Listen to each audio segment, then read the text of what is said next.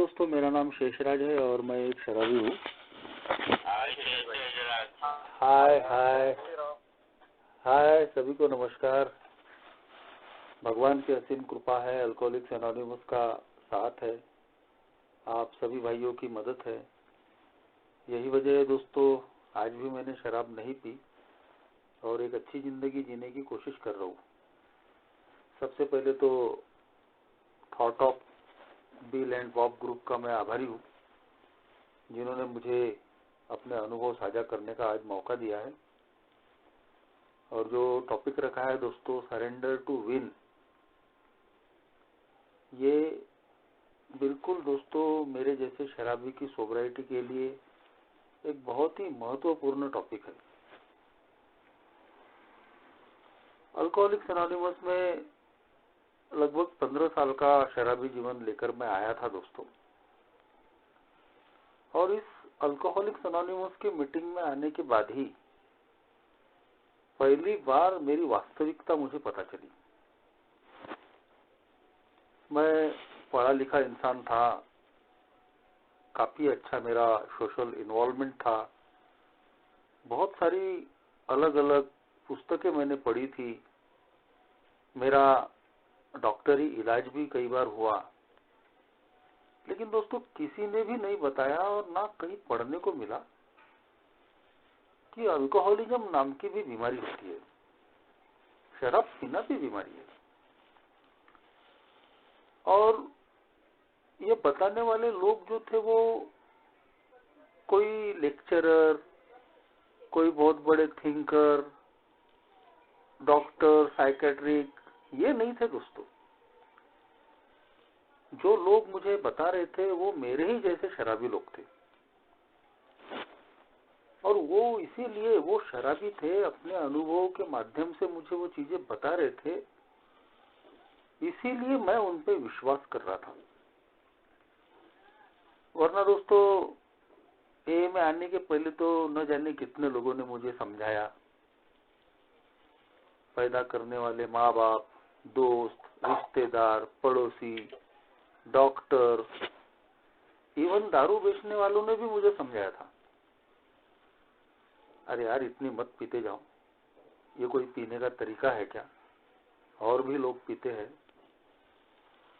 लेकिन दोस्तों मैंने किसी की सुना नहीं और किसी की बात मेरे दिल को लगी भी नहीं।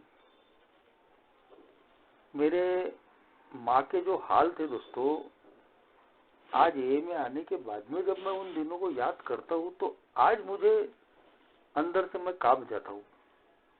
ऐसे कुछ इंसिडेंट हुए जो ए में आने के बाद में याद आए। मेरी पूरी संवेदनाएं, भावनाएं पूरी तरीके से मर चुकी थी। अगर वो जिंदा होती तो जो तकलीफ मेरी माँ ने उठाई थी तो उसको मैं कहीं तो भी समझ के दोस्तों मेरी शराब बंद कर देता था।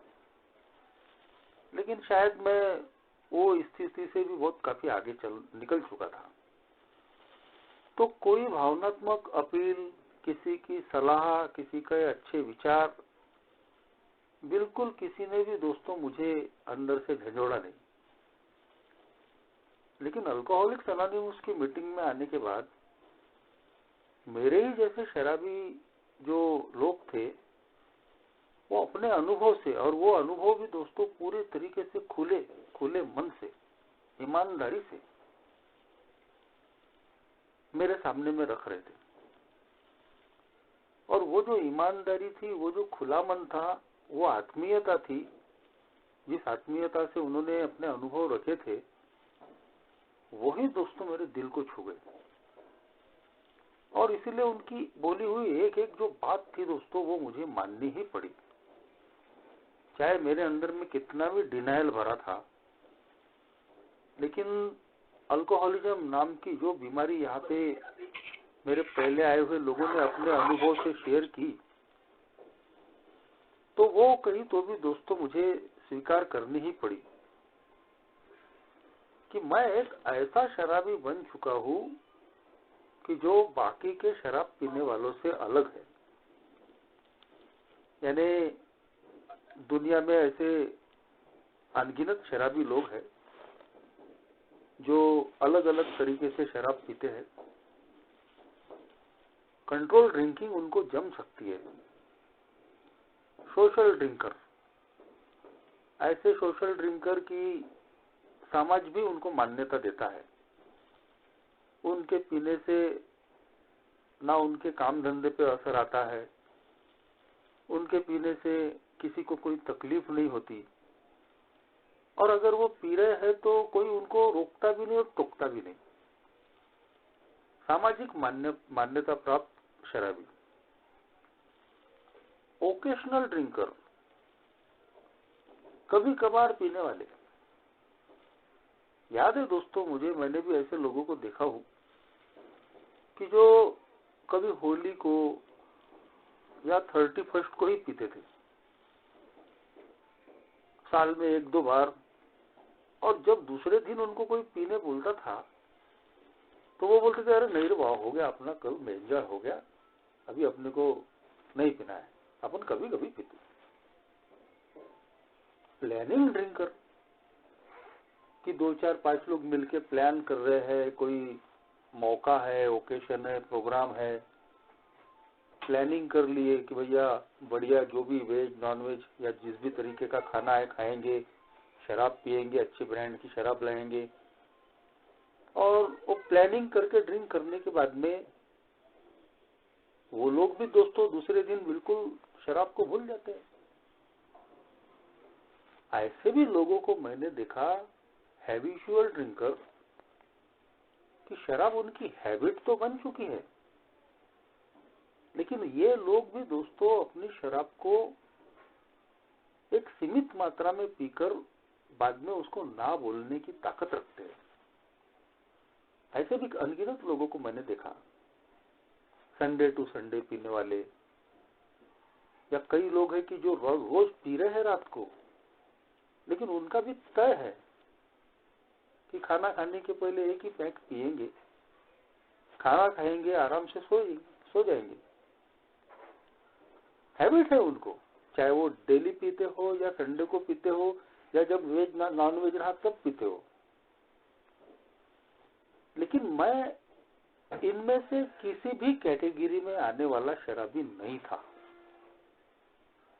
मैं एक ऐसा शराबी था दोस्तों कि मैं पूरी तरीके से कंपल्सिव ड्रिंकिंग में आ चुका था। कंपल्सिव यानी कंपल्सिव, पूरी तरीके से मेरा मन और शरीर शराब के कंपल्शन में बंध चुका था। ना मेरा कोई ब्रांड बचा था, ना मेरा कोई दिन बचा था, ना मेरा कोई टाइम बचा था।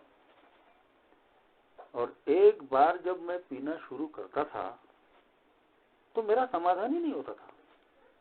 थोड़ी सी पी के ना बोलने वाला तो आदमी मैं था ही नहीं।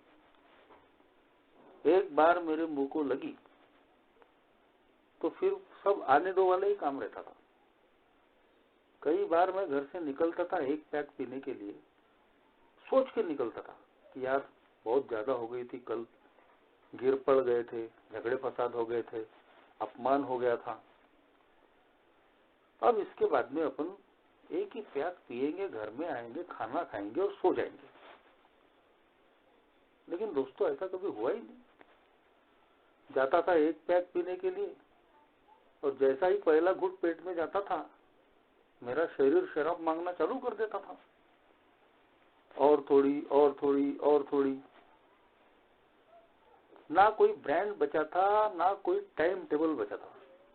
कई बार दोस्तों मेरे संबंध बड़े अच्छे बड़े बड़े लोगों के साथ थे, जिसमें व्यवसाय में गया था, बाद में पूरा कंप्लीट शराबी बन के ही मैं गया था, तो वहां भी अच्छे बड़े बड़े लोगों के साथ में पार्टियों में जाने का मौका मिलता था। उनके साथ में अच्छी और महंगी शराब पीने के बाद भी कहीं तो भी दोस्तों मुझे साधारण शराब पीकर अपनी भूख प्यास शांत करनी पड़ती थी। तो जिस तरीके से मैं पी रहा था, जिस तरीके से मेरा पीने का पैटर्न था कि जिसमें मैं पूरे होश खो रहा हूँ, ब्लैकआउट में जा रहा हूँ, मुझे पता भी नहीं चल रहा कि नशा इतनी हो गई तो मैं कहाँ गिर रहा हूँ, पड़ रहा हूँ, किसने उठाकर लाया। तो ये सबके साथ में नहीं होता दोस्तों। ये मेरे जैसे जो गिने चुने शराबी है उन्हीं के साथ में ये होता है। ये पहली बार दोस्तों अल्कोहलिक्स एनोनिमस की मीटिंग में आने के बाद में पता चला कि दुनिया में इतने सारे लोग शराब पी रहे हैं, सभी अल्कोहलिक नहीं है, सभी अल्कोहलिज्म नाम की बीमारी के शिकार नहीं है। बस मेरे जैसे जो कुछ प्रतिशत लोग हैं वो ही इस अल्कोहलिज्म नाम की बीमारी में आए हुए हैं, जिनका मन, शरीर, भावनाएं पूरी तरीके से बदल चुकी है। वो पूरी तरीके से शराब के आदी हो चुकी है और वो एक ऐसी स्थिति में आ चुके हैं कि अब वो अपनी बदौलत इससे निकल भी नहीं सकते। और बात बिल्कुल सही थी दोस्तों। शुरू में मैंने शराब का अच्छे से मजा लिया, किसी न किसी के साथ में ही पीने वाला, रात को ही पीने वाला, एक दो ही पैक पीने वाला, कभी कभार ही पीने वाला, अच्छी शराब ही पीने वाला, किसी के साथ कोई झगड़ा नहीं, कभी कोई उधारी नहीं, कोई गाली गलौज नहीं, ना गिरना ना पड़ना। ये शुरुआत के कुछ साल बढ़िया एंजॉय किया मैंने। लेकिन धीरे धीरे जैसे जैसे मेरी शराब बढ़ते गई, कैसे मैं इसका आदी बनते चले गया पता भी नहीं चला। जिस दिन कोई साथ में पीने को नहीं मिला और शराब नहीं मिली तो मैं बेचैन हो जाता था, ना खाने में मन लगता था, ना रात को नींद आती थी। ऐसा कुछ तो भी जिंदगी में सूना सूना लगता था। ये मेरे शराब के एडिक्शन की शुरुआत है। मैं हैबिचुअल ड्रिंकिंग में जा रहा हूं पता भी नहीं चला। और फिर एक समय ऐसा आया कि मैं पूरी तरीके से कंपल्सिव ड्रिंकर बन गया, यानी शराब चाहिए यानी चाहिए। मेरा साथ देने के लिए कोई व्यक्ति मिलता है तो ठीक है, नहीं मिलता है तो ठीक है। घर में जरूरी नहीं कि नॉनवेज ही रहे, वेज भी रहा तो भी शराब चाहिए यानी चाहिए। खाना खाने के लिए शराब, अच्छी नींद लेने के लिए शराब, सवेरे उठने के बाद में अच्छा ठीक महसूस करने के लिए शराब, काम धंधा करने के लिए शराब, सोचने के लिए शराब। और इस तरीके से मैं कैसे इसके जाल में पूरी तरीके से फंस गया पता भी नहीं चला। लोग समझा रहे, मैं मानने को तैयार नहीं। उदाहरण दे रहे, अरे यार तुम्हारे घर में पहले ही तुमने अपने पिताजी के शराबीपन की बर्बादी देख चुके हो। बाहर में भी मैंने लोगों को मरते हुए देखा है, लेकिन मैं मानने को तैयार नहीं। मैं उसी डिजीज ऑफ डिनायल में, मेरा अहंकार बोलता था अरे नहीं नहीं, अपना बाकी के लोगों के जैसा है क्या, अपन तो उधार नहीं पीते बॉस, अपन तो गाली गलौज नहीं करते, अपने पीने से किसी का कोई नुकसान नहीं। एक नया घमंड पैदा हो रहा था, देखो इतनी पीते हैं लेकिन हिलते तक नहीं। और ये जो मेरा अहंकार था दोस्तों, मैं आज बोलता हूं, इसीलिए इसको बोला गया है कि ये हमारी पर्सनैलिटी को लगी हुई बीमारी है। शराब तो मेरा प्रॉब्लम था ही, इससे कोई इनकार कर ही नहीं सकता, लेकिन मेरी असली जो जड़ थी वो था मेरा इज्म। अल्कोहलिक नॉट अल्कोहलिज्म, मद्य यानी मद्यपाश नहीं है। अल्कोहल तो सिर्फ एक सिम्टम है, एक लक्षण है। असली जो जड़ है वो मेरा इज्म है, मेरी पर्सनैलिटी। और आज मैं बोल सकता हूँ दोस्तों कि मुझे अल्कोहलिक बनाने में अगर कोई कारणीभूत चीज है तो वो मेरा घमंड था।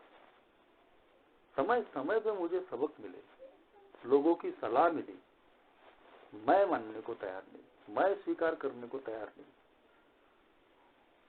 2003 में जिंदगी का सबसे बड़ा अनुभव मिला दोस्तों। मैं बीमार गिर गया, मेडिकल चेकअप में पता चला कि मुझे टीबी हो गई। 24 घंटे का शराबी था मैं, और एक पाव से हल्का लंगड़ापन आया। शरीर ऐसा दिन ब दिन सूखते जा रहा था। देखने वालों ने बोला कि ये ज्यादा दिन का मेहमान नहीं है। लेकिन दोस्तों मैं तो नास्तिक इंसान था, उस वक्त मैंने किसी भगवान का आभार नहीं माना। आज ये मैं आने के बाद में मानता हूँ, क्योंकि आज मैं इस बात को कबूल करता हूँ कि जो भी मेरी समझ की उच्च शक्ति थी, जो भी मेरी समझ का ईश्वर था, उसने अल्कोहलिज्म में भी मुझे बचाया, और आज ये में आने के बाद में भी उसकी छाया मेरे पे है। तो मैं लगभग दोस्तों 11 महीने में बीमार रहा, 6 महीना बेड रिडन रहा, और बाद के 5 महीने मुझे बैसाखियां लगी। एक नई जिंदगी मुझे मिली थी, और कम से कम तब जाके थोड़ा बहुत मैंने कंडीशनल सरेंडर किया था। कंडीशनल सरेंडर यानी अस्थाई जो हमारा हार मानना होता है कि नहीं नहीं, अभी इसके बाद में शराब नहीं पिएंगे, एक नई जिंदगी यहाँ से शुरू करेंगे। लेकिन दोस्तों नहीं मालूम था कि मैं जिस बीमारी में फंसा हूं वो बहुत ही कनिंग, बैफलिंग और पावरफुल है, चतुर, चालाक, भ्रम में डालने वाली शक्तिशाली बीमारी। और ना ही मैं इस बात को जानता था कि मैं एक ऐसा व्यक्ति बन चुका हूँ, ऐसा शराबी, कि जो कभी भी कंट्रोल ड्रिंकिंग नहीं कर सकता। मेरा शरीर बदल चुका है, मेरी मानसिकता पूरी तरीके से शराब की इर्द गिर्द आ चुकी है, गिरफ्त में आ चुकी है। ये चीजें नहीं मालूम थी, और फिर वही हुआ दोस्तों। 11 महीने के बाद जब मैं फिर पूरा ठीक हुआ, कामधंधे पे लौटा, फिर एक बार कुछ लोगों का मैंने काम किया, और उन लोगों के साथ में एक बार में बैठना हुआ। वहां जब उन्होंने शराब मंगाई तो मैं तो ठान के ही बैठा था, नहीं अपन नहीं पिएंगे। लेकिन जैसे ही दोस्तों वो शराब मेरे सामने में आई और उन्होंने ऑफर किया, अरे ले ले, कुछ नहीं होता, थोड़ी सी है, इंग्लिश है, कब दोस्तों मेरा दिमाग घूम गया, कब मेरे दिमाग ने पलटी मारी, पता भी नहीं चला। और मैं भूल गया कि मैं अभी मरण शैया से उठा हूँ, एक नई जिंदगी मुझे मिली है। खुद मैंने भी बहुत तकलीफें उन 11 महीनों में भोगी थी, और मेरे परिवार ने भी बहुत तकलीफें उस वक्त भोगी थी। लेकिन 11 महीने के बाद में जब वो शराब सामने में आई, मैं उसको ना नहीं बोल पाया। और फिर वही बहाने, ठीक है यार, अपन तो वो फलाना ब्रांड पीते थे, अभी वो नहीं पिएंगे, ये वाला ब्रांड पिएंगे, कभी कभार पिएंगे, थोड़ी सी ही पिएंगे। मगर कुछ ही दिनों के बाद मेरे हाल फिर जैसे के वैसे। आखिरकार ऐसी परिस्थितियों में मैं आ गया था दोस्तों कि अब मेरे हाथ में कुछ भी नहीं बचा था। मैं बंद करना चाहता था, लेकिन बंद नहीं कर पा रहा था। मैं लिमिट में पीना चाहता था, लेकिन मैं लिमिट में भी नहीं पी पा रहा हूँ। तो आखिरकार दोस्तों जब मुझे लगा कि नहीं, अब मरना ही है, पीते पीते ही मरना है, अल्कोहलिक्स एनोनिमस का उसी वक्त मुझे मैसेज मिला। तो जब मैंने इस मीटिंग में आने के बाद में अपनी वास्तविकता जानी कि मेरा शरीर ऐसा बन चुका है कि जो अब कभी भी सीमित मात्रा में शराब नहीं पी सकता। एक प्रकार की एलर्जी मुझे हो चुकी है कि जिसकी वजह से कितने भी दिन, कितने भी महीने, कितने भी साल में शराब से दूर रहूंगा, लेकिन उसके बाद में जब भी थोड़ी सी भी शराब मेरे शरीर में गई कि मेरी एलर्जी जाग जाएगी और मेरा शरीर शराब मांगना शुरू कर देगा। ठीक वैसे ही मेरी मानसिकता में भी ऐसी शराब भर गई है कि कोई भी किसी भी एक कारण से मेरे मन में शराब पीने का उन्माद, जुनून जाग जाता है, और फिर कोई इंसानी ताकत मुझे रोक नहीं पाती। मेरे घर के हाल खराब है, मेरी आर्थिक स्थिति खराब है, मेरा वजन 35 किलो का हो गया है, कोई जरूरी काम है, मैं मरते मरते बचा हूँ, एक दिन पहले मेरा अपमान हुआ है। सारी चीजें दोस्तों, ये जो मेरा जुनून है पीने का, एक झटके में भुला देता है। इसीलिए बोला जाता है, जो हमारे डॉक्टर सिल्कवर्थ ने बोला है कि mental obsession compels us to drink, यानी हमारा जो मानसिक उन्माद है, जुनून है, वो हमको शराब पीने के लिए बाध्य कर देता है। और physical allergy condemn us to die, पूरी तरीके से मरने की कगार तक पहुंचा देती है।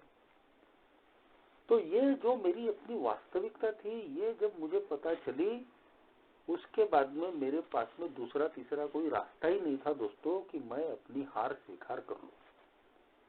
मैं शराब पे विजय नहीं पा सकता, मैं इसको सीमित मात्रा में नहीं पी सकता। अल्कोहलिक्स एनोनिमस के पहले आए हुए सदस्यों ने मुझे यही बोला, सरेंडर टू विन। अगर आप अल्कोहलिज्म नाम की बीमारी से निजात पाना चाहते हो, एक नई जिंदगी जीना चाहते हो, तो आपको सबसे पहले हार माननी पड़ेगी। 12 कदमों का प्रोग्राम मेरे सामने में रखा गया था। बीमारी आध्यात्मिक है, तो इससे निकलने का रास्ता भी दोस्तों आध्यात्मिक ही बताया गया। ये 12 ऐसे उपकरण थे कि जो मुझे मेरी आध्यात्मिक बीमारी से आजाद करने वाले थे। और उसी में जो पहला कदम था दोस्तों, वो पहला कदम ही बोलता है कि हम इस बात पे पूरी तरीके से तैयार हो गए कि हमने इस बात को स्वीकार कर लिया कि हम शराब के मामले में पावरलेस है और हमारी जो जिंदगी है वो पूरी तरीके से अव्यवस्थित हो चुकी है, अनमैनेजेबल। यानी पहले कदम में 2 बातें हैं दोस्तों जिनके मामले में मुझे सरेंडर करना पड़ता है, जिसके बाद मेरी जीत शुरू होती है। सबसे पहली बात कि मैं शराब के मामले में पावरलेस हूं। मैं कभी भी कंट्रोल ड्रिंकिंग नहीं कर सकता, मैं शराब को मैनेज नहीं कर सकता। इस बात की कबूली देना जरूरी है, जिसका अर्थ है पूरी तरीके से शराब के मामले में हार मानना। और दूसरा पार्ट है दोस्तों पहले कदम का, जो बोलता है कि अपनी जिंदगी की अस्त व्यस्तताओं की बर्बादी की कबूल देना। साफ तौर पे पहले कदम पे लिखा है दोस्तों 12 कदम 12 रूढ़ियों की पुस्तक में कि जब तक हम 100% सरेंडर नहीं करते पहले कदम पे, हमारी शराब बंद नहीं हो सकती। ये एक प्रकार से मेरी वास्तविकता का स्वीकार है कि जो मेरा अहंकार, मेरा जो घमंड था, वो कहीं तो भी मुझे करने नहीं दे रहा था। और इसीलिए दोस्तों आज मैं बोलता हूँ कि दरअसल हकीकत ये है कि हम शराब के मामले में अपना सरेंडर नहीं करते, हम शराब के मामले में हार नहीं मानते। दरअसल ये सरेंडर हमारे अहंकार का होता है, हमारे ईगो का होता है। इसीलिए दोस्तों हम देखते हैं कि अल्कोहलिक्स एनोनिमस में आने के बाद भी, सारी चीजें सुनने और जानने के बाद भी कई लोग शराब की तरफ में जाते हैं। हर व्यक्ति अलग अलग कारण देता है।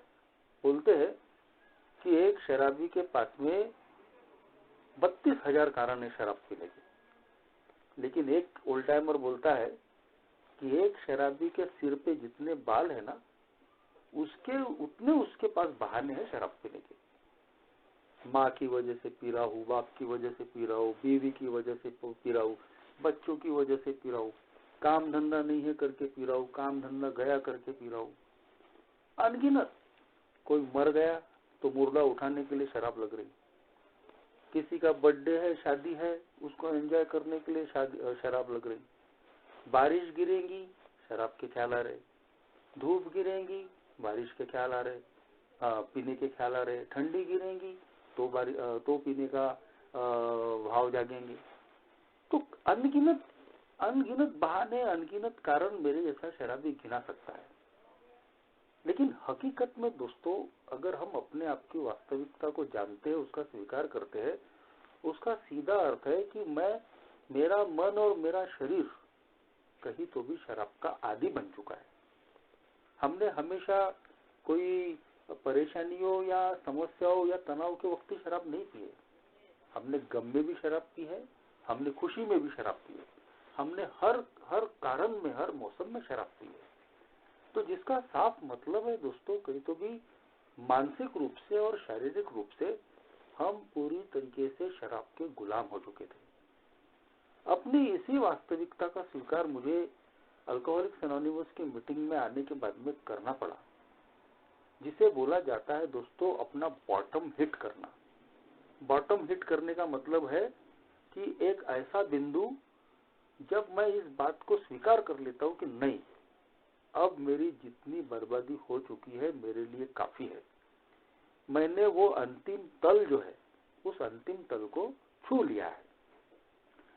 बहुत ज्यादा इस बात पे जोर दिया जाता है दोस्तों कि मेरे जैसा शराबी अपनी बर्बादी को पूरी तरीके से कबूल कर ले। अगर मेरे जैसा शराबी पहले कदम के तहत अपनी बर्बादी को कबूल नहीं करता, वैसे ही वो कंट्रोल ड्रिंकिंग नहीं कर सकता, इस बात को भी अगर वो स्वीकार नहीं करता तो उसकी जिंदगी में शराब जाते आते रहेंगी। ए में आने के बाद में एक ओल्ड टाइमर से मेरी जब बात हुई तो मैंने जब उनको चर्चाओं में मैं बताता था कि वो फलाने ने शराब पी लिया, उसने ऐसा कर लिया, तो बोले अब मुझे कोई आश्चर्य नहीं होता। बोले दुख होता है बोले, लेकिन आश्चर्य नहीं होता। तो बोला ऐसा क्यों बोल रहे आप? और वही चीज आज मैं भी मानता हूँ और उसको अनुभव करता हूँ। सीधी बात है, बोले अल्कोहलिक्स एनोनिमस में आने के बाद में भी अगर कोई व्यक्ति फिर शराब की तरफ में जा रहा है तो चाहे वो हजारों कारण दे, एक के हिसाब से एक ही कारण है कि उसने पहले कदम पे 100% सरेंडर नहीं किया।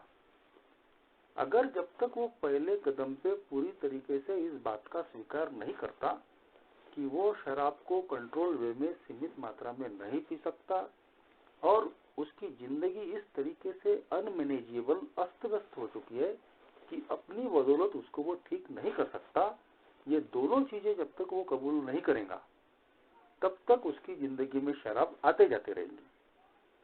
कई लोग कई सालों के बाद में भी फिर शराब की तरफ जाते हैं, तो उसके पीछे का भी कारण साफ है। ये programme 1 day at a time का है, एक दिन का। चाहे आपका पहला दिन हो, चाहे आपको 1 साल हो जाए, चाहे आपको 10 साल हो जाए, चाहे आपको 50 साल हो जाए। किसी को 10, 20, 50 साल हो गए, इसका मतलब ये नहीं है कि मैं अपनी औकात भूल जाऊं, अपनी वास्तविकता भूल जाऊं। एक प्रोग्राम में रोज बताया जाता, once an alcoholic always an alcoholic. एक बार जैसा कोई व्यक्ति डायबिटीज का शिकार बन गया तो वो मरते दम तक डायबिटीज ही रहने वाला है, वो कभी भी पूर्ण रूप से डायबिटीज से मुक्त नहीं हो सकता। ठीक वैसे ही दोस्तों, जो मेरे जैसा व्यक्ति एक बार अल्कोहलिक बन गया तो अब वो normal drinking, social drinking, planning drinking, occasional drinking कभी नहीं कर सकता। तो मुझे इस बात को हमेशा रोज 1 डे एट ए टाइम ध्यान रखना पड़ता है। ऐसा नहीं है कि जब मैंने एमए शुरुआत में आया उस वक्त मैंने सरेंडर कर लिया था, तो अभी तो मुझे 5 साल, 10 साल, 20 साल, 50 साल हो गए, तो अब मुझे सरेंडर करने की आवश्यकता ही नहीं। अल्कोहलिक्स एनोनिमस की मीटिंग में हम इसीलिए आते हैं कि मैं ये बात भूल न जाऊं कि मैं एक शराबी हूं और हमेशा मैं रहने वाला हूं। तो कहीं तो भी दोस्तों सरेंडर टू विन, यानी अगर मुझे जीतना है तो मुझे सबसे पहले हार मानना पड़ेगा। ये चीज सिर्फ शराब के ही मामले में लागू नहीं होती दोस्तों।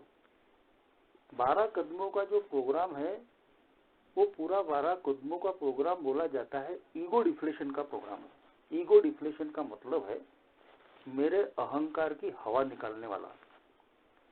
हर कदम पे मेरा ईगो टूटता है, हर कदम पे मेरे ईगो की हवा निकलती है, जिसका साफ मतलब ये है दोस्तों कि मेरे जैसा अल्कोहलिक पूरी तरीके से एक ईगोइस्टिक इंसान होता है, पूरी तरीके से अहंकार से चूर चूर कर भरा हुआ।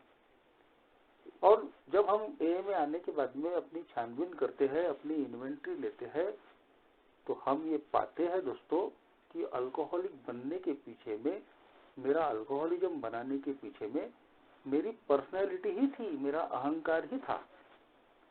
और ए में आने के बाद में भी जो लोग फिर शराब की तरफ में जाते हैं, उसके पीछे में अगर हम देखेंगे तो मेरा अहंकार ही होता है। तो इसीलिए दोस्तों इस बात को समझना जरूरी है कि ठीक है कि हम शराब के मामले में सरेंडर कर रहे हैं, लेकिन असली सरेंडर जो है, जो दिखता नहीं, वो शराब के मामले में नहीं होता। वो असल में मेरे घमंड का सरेंडर होता है कि नहीं, मैंने हार मान ली, मैंने अपना घमंड बाजू में रख दिया, शराब तू बड़ी मैं छोटा, मेरी जिंदगी ठीक करना मेरे हाथ में नहीं है। तो ये जो सरेंडर है दोस्तों, ये सिर्फ पहले कदम से ही नहीं होता।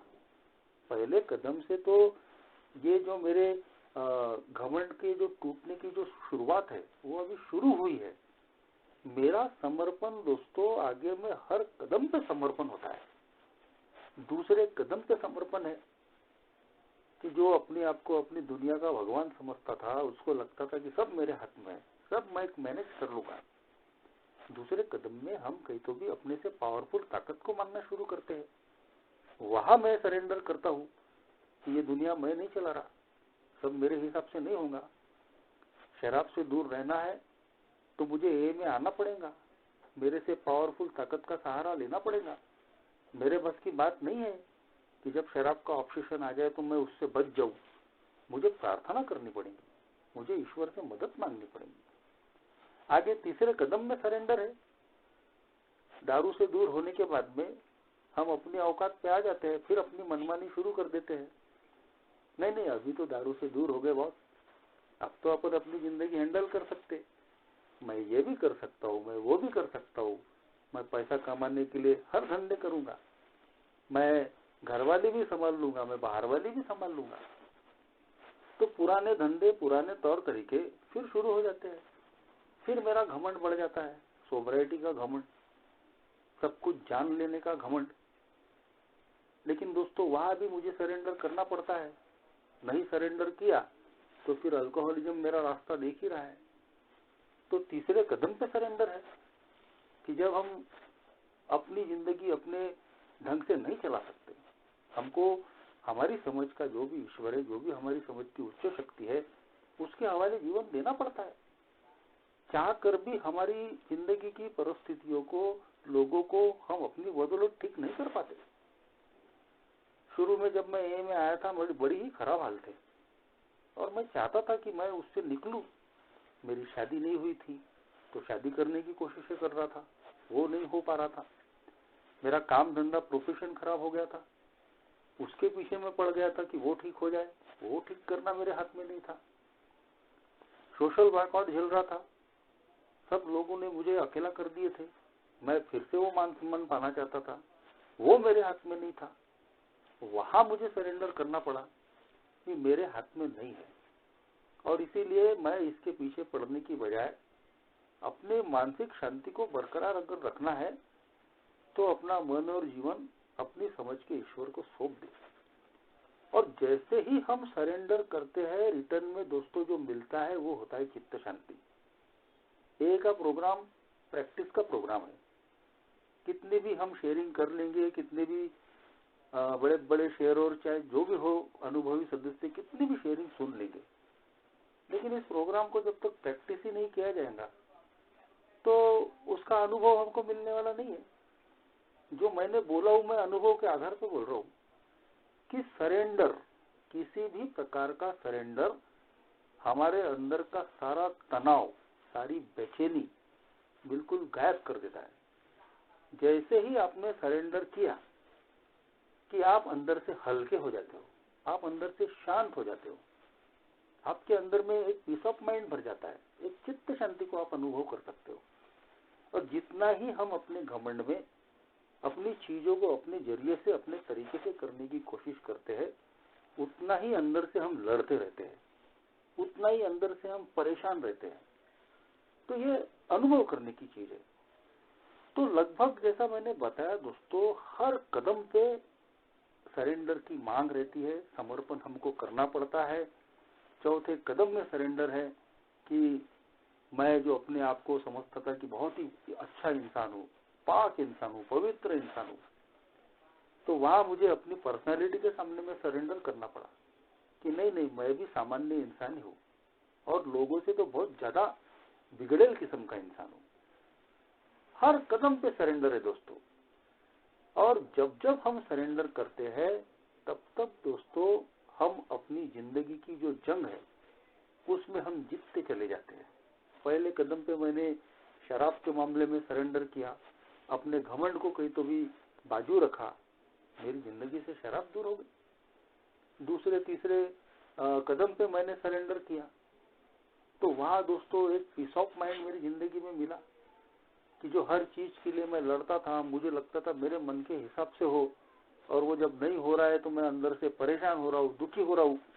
लेकिन जैसे ही मैंने मेरी उच्च शक्ति, मेरी समझ के ईश्वर के सामने में समर्पण किया, तो मैं बिल्कुल निश्चिंत हो गया, बिल्कुल सारा तनाव कहीं तो भी गायब हो गया।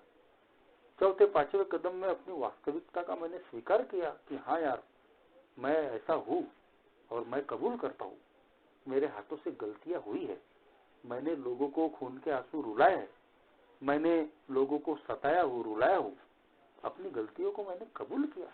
वहां मेरा मन हल्का हुआ। छठवें सातवें कदम पे सरेंडर है कि जब हम अपने चरित्र के दोषों को स्वीकार करते हैं, भगवान के सामने में सरेंडर करते हैं कि भगवान, ये जो चरित्र के जो दोष है, इनको निकालना मेरे हाथ में नहीं है।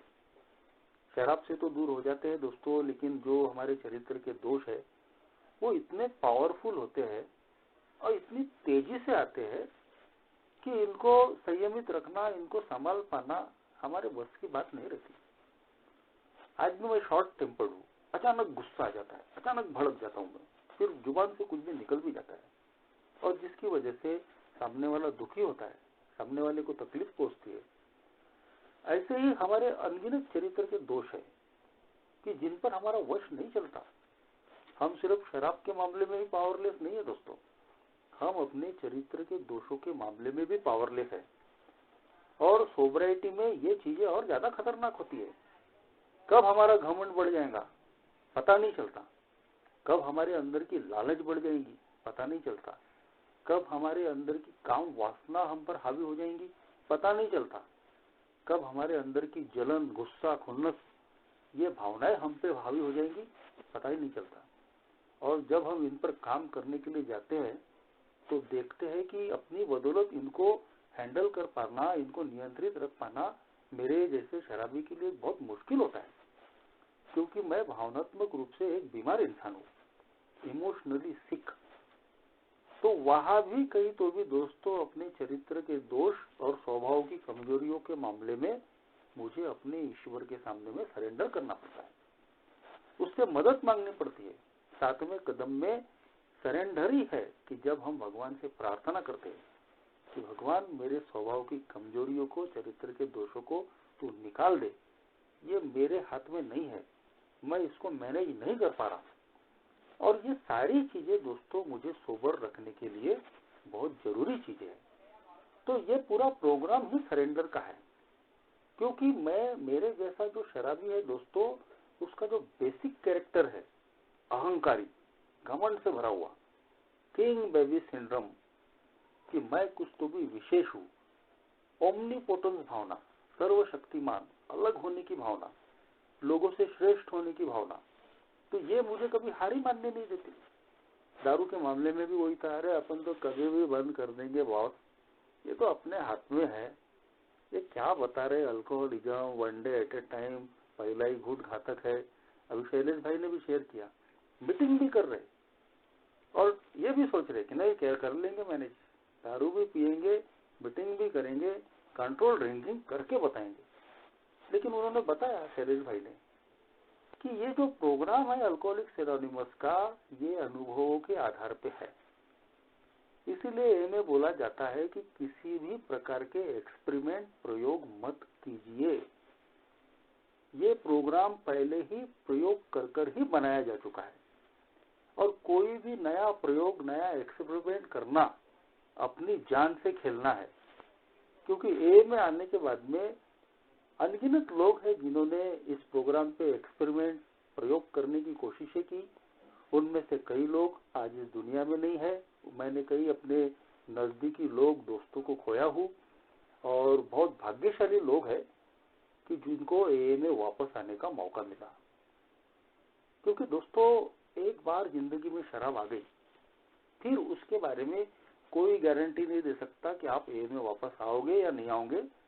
एक अनुभव हर आदमी बार बार बताता है कि जितनी बर्बादी ए में आने के पहले नहीं हुई, ए में आने के बाद में जब हम शराब पीते हैं तो उससे कई गुना ज्यादा बर्बादियां हमारी होती है। और इसीलिए दोस्तों इन सारी चीजों से बचने का एक ही रास्ता है, सरेंडर टू विन। मान लो हार, अगर हम हार मानते हैं तो कहीं तो भी हमारी जीत सुनिश्चित है। ये ए को पैराडॉक्सिस का प्रोग्राम बोला जाता है, विरोधाभास का प्रोग्राम। बाहर की दुनिया में बोलते हैं कि हार नहीं मानना, ये तभी जीतोगे, मगर ए बोलती है, ए का प्रोग्राम स्पिरिचुअल प्रोग्राम है। ए के प्रोग्राम को बनाने वाले को मालूम है कि हमारी बीमारी आध्यात्मिक है, हम कूट कूट के घमंड से भरे हुए लोग हैं। और इसीलिए दोस्तों कांटे से कांटा निकालना, आध्यात्मिक बीमारी है तो उसका इलाज आध्यात्मिक तरीके से है। तो मेरी आध्यात्मिक बीमारी का पहलू ही है कि मेरा घमंडी होना, अहंकारी होना। जब तक इसको चोट नहीं गिरेगी मेरी रिकवरी के रास्ते आगे खुल नहीं सकते। तो इसीलिए बोला जाता है मेरा घमंड तभी टूटता है दोस्तों जब मैं हार मानता हूँ। और इसीलिए मैं आज मानता हूँ कि पहले कदम पे मैंने बोलने के लिए तो शराब के मामले में हार मानी थी, लेकिन एक्चुअली ये मेरे ईगो का सरेंडर था। आज भी मुझे अपने अहंकार पे नजर रखनी पड़ती है कि ये अहंकार फिर न बढ़े, फिर मुझे कहीं ऐसा न लगे नहीं अभी तो इतने साल हो गए, अपने को तो सब समझ गया, चलो ना आज के दिन पी लेते हैं, कल फिर ए में आ जाएंगे। लेकिन इसकी कोई गारंटी नहीं है कि मैं ए में वापस आऊंगा या नहीं आऊंगा। कई लोग तो जो गए बाहर तो ए में वापस ही नहीं आए, आज दुनिया में नहीं है। तो इसीलिए दोस्तों रोज मीटिंग करता हूँ, रोज सरेंडर करता हूँ, रोज अपने अहंकार को कहीं तो भी तोड़ने के लिए इन 12 कदमों की मदद लेता हूँ। यही वजह है कि आज मैं शराब से दूर हूँ और एक हैप्पी खुशनुमा लाइफ आज एक की बदौलत, अपने ईश्वर की बदौलत अपने परिवार के साथ बिता रहा हूँ। Thank you.